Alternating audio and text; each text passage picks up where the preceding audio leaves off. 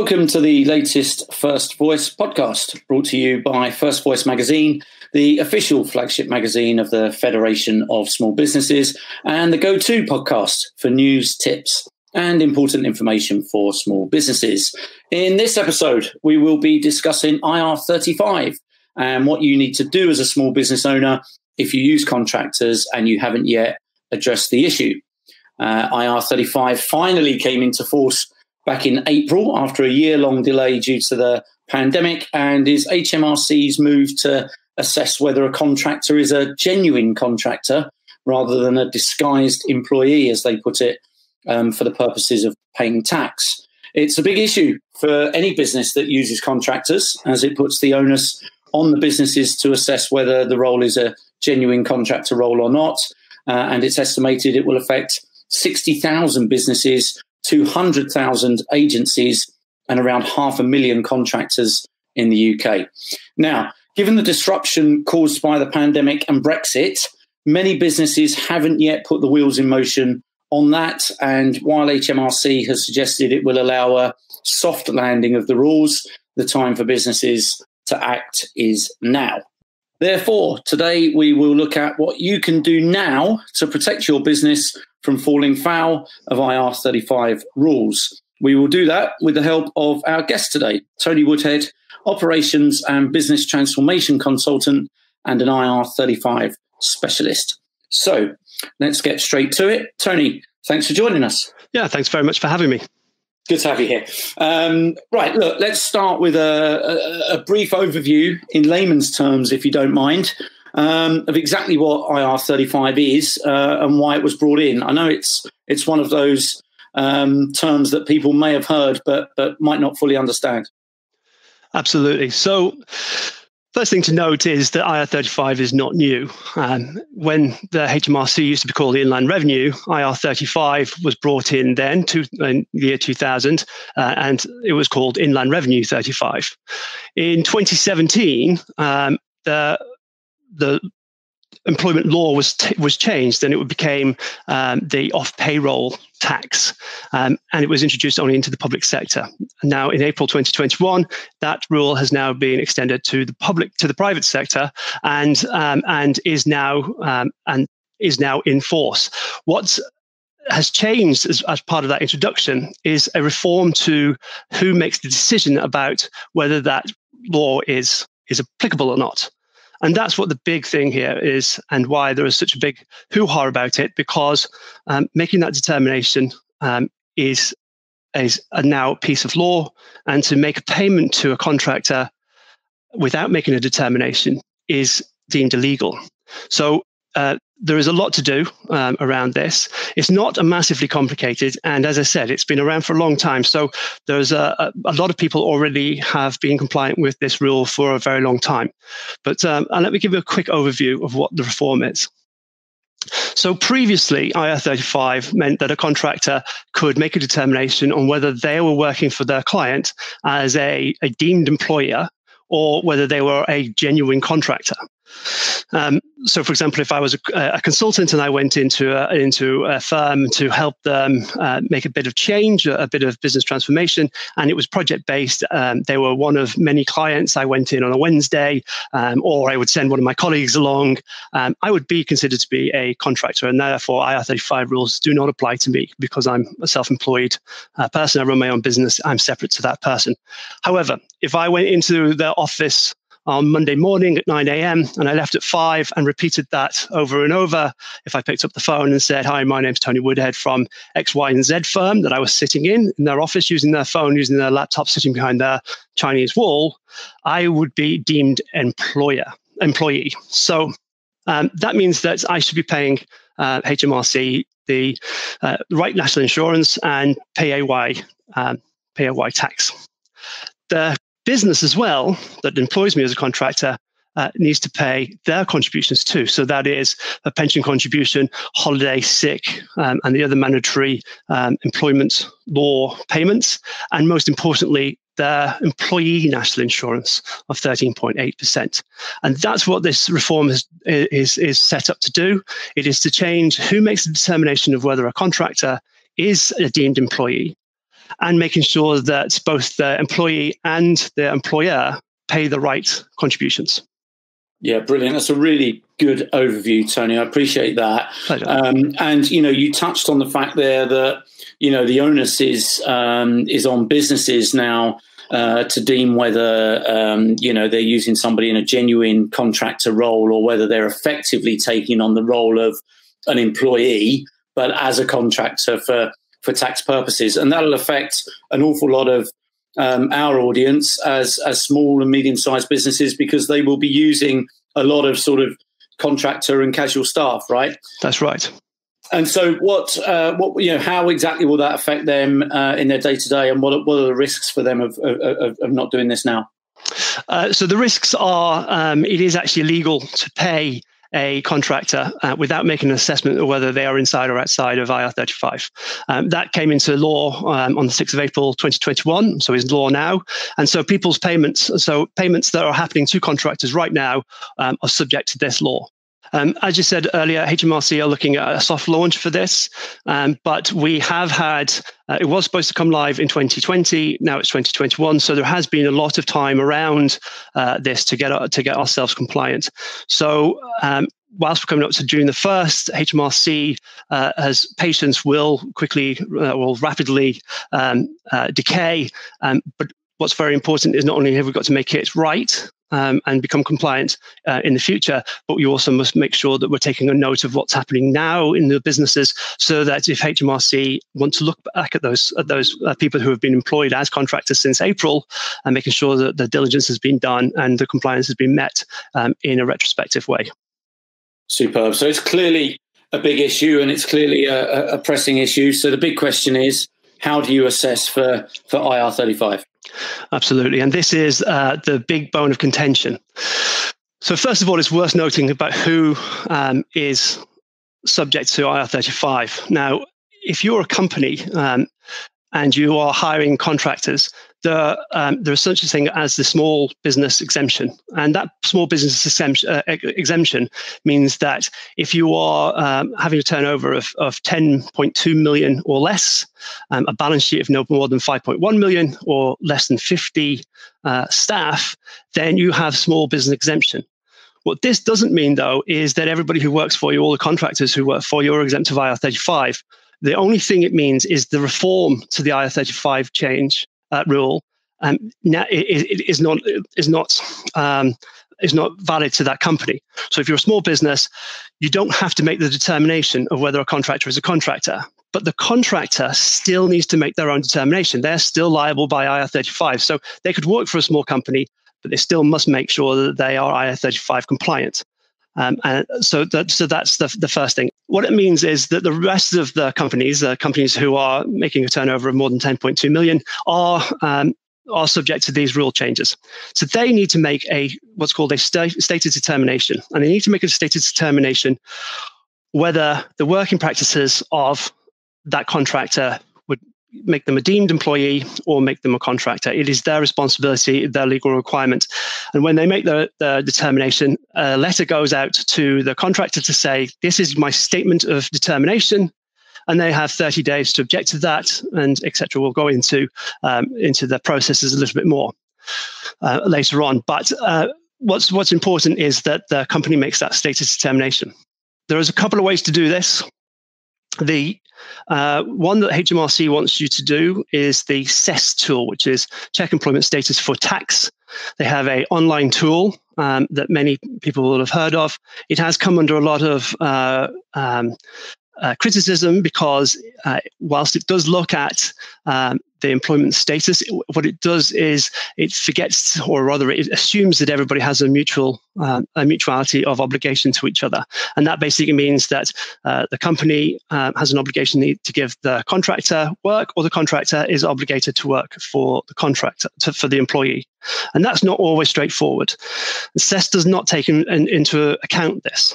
But basically, if you were to look at a job, you would say that person is sitting in my office, or that person is working in my factory, etc. And they are doing the same work as Joe Bloggs. They are representing my company to my clients.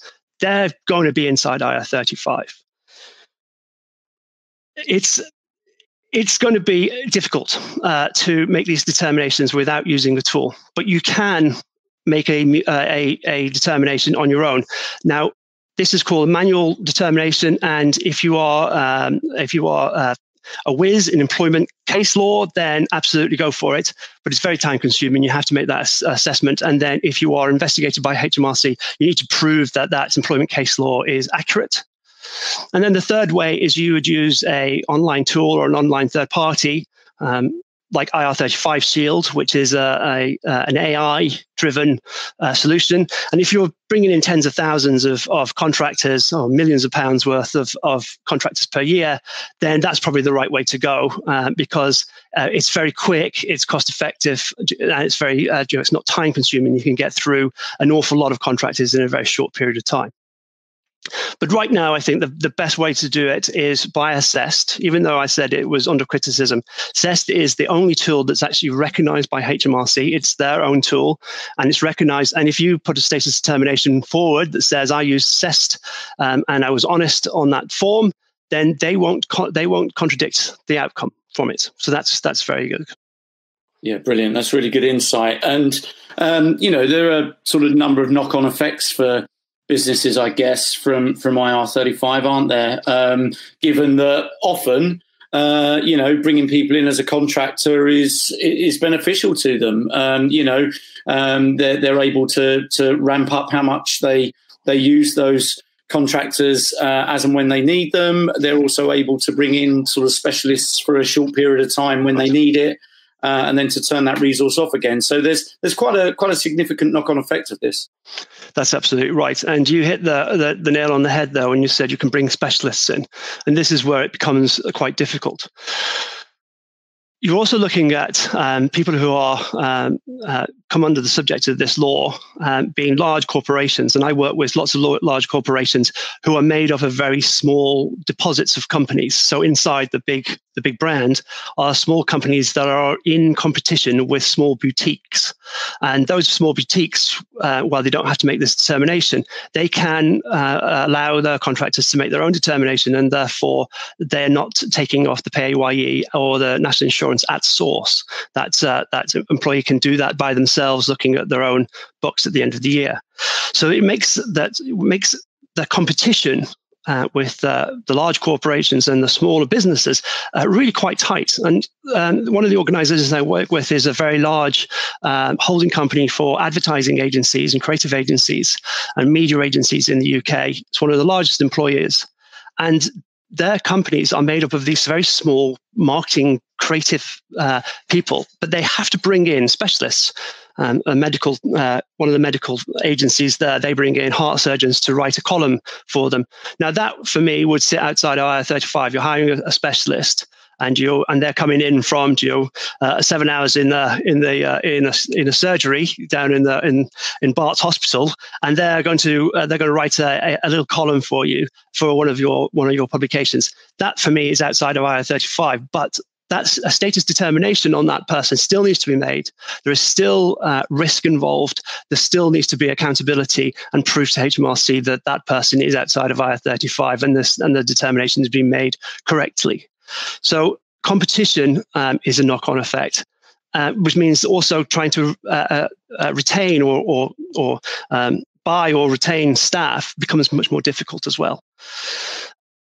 Then there's also a knock-on effect about how IR35 is managed, and this is the financial risk side of things.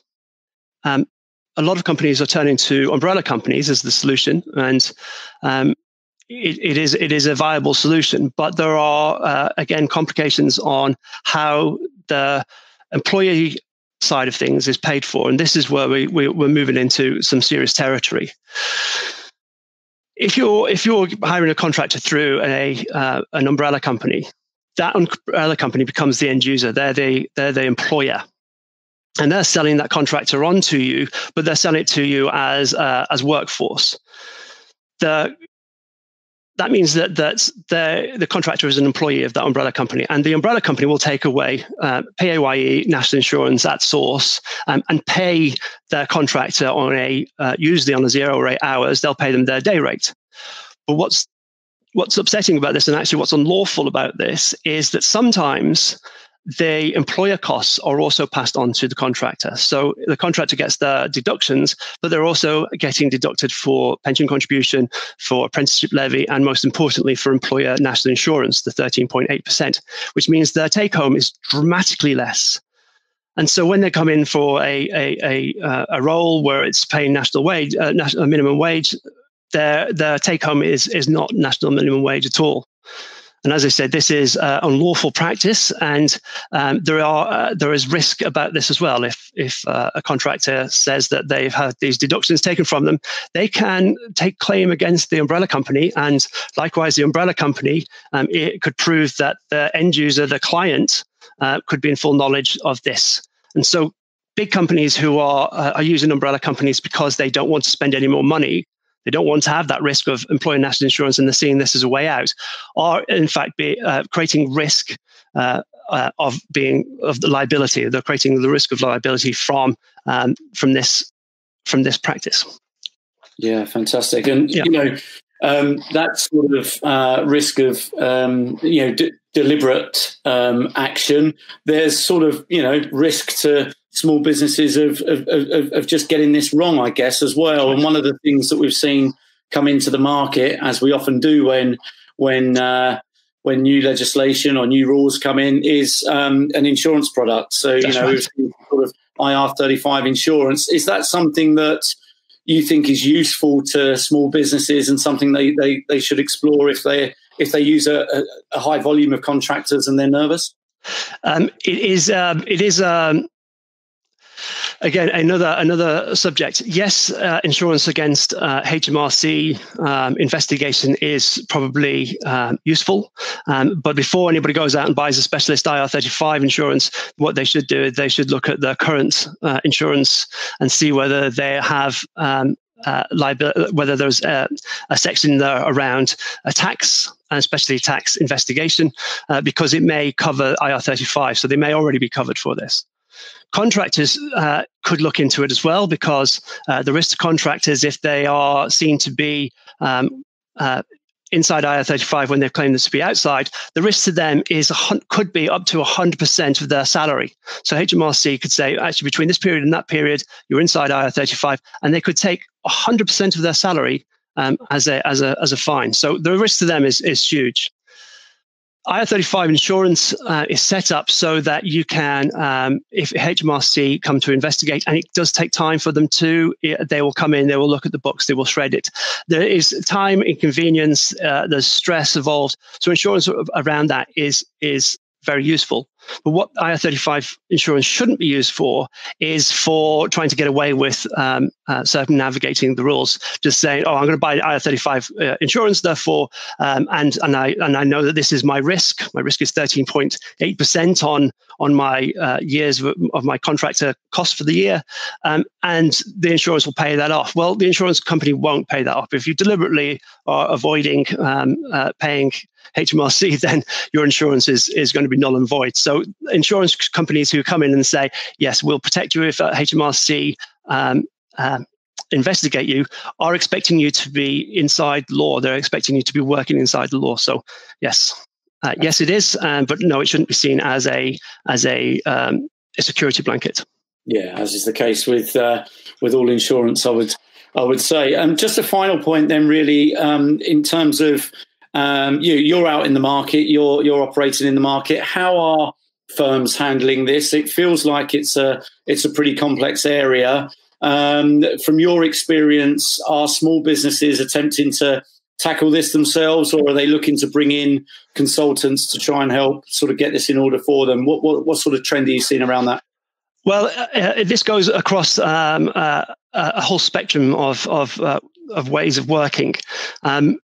Small firms are trying to do this themselves, but they're not set up. So a lot of them I've been working with have not been set up to deal with contractors at all. So, for example, I've been working with one client who only hires sole traders. So there's no contracts basis at all. And there's no real paper chase around who's working, when they're working, what status they're at. So before they actually start, they need to make sure that books are in order, that contracts are in place, and that contractor engagement is a part of their policy. They have a process of contractor engagement, and that will hit into HR issues and other employment laws like AWR, how they deal with recruitment agencies, and how they financially pay. How they deal with the invoices, or whether they have that run their own payroll. So there are a lot of things to be considered here. Somebody like myself would come into the company, look at the way the company is structured. So I'd do an audit of how they're currently structured, and then would make recommendations, write policy, help with the legal side of things, help with the financial side of things to make sure that everything is compliant.